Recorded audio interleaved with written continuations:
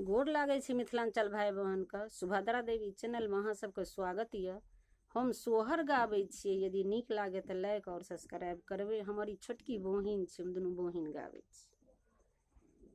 जुआबा खेलैते राजा दशरथ बेल बेल बगोरा तारा रे रे रानी दार देविया कोला दागा दागरी न चाहिए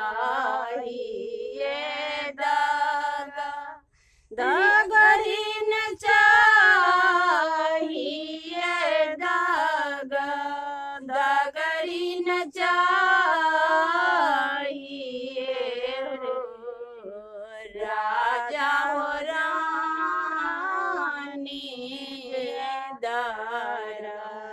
दार देविया कोला दागा दागरी न चाहिए हो।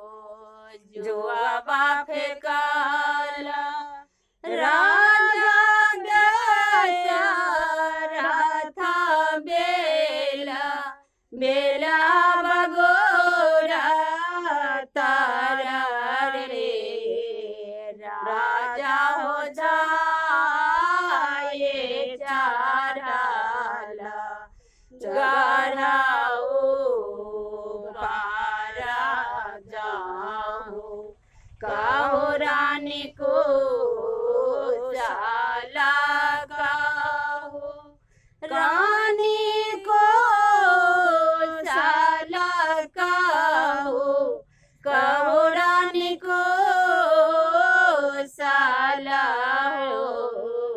राजा हो जाए चाराला गराओ पारा कहो राहो रानी को साला हे दे हमरा लापा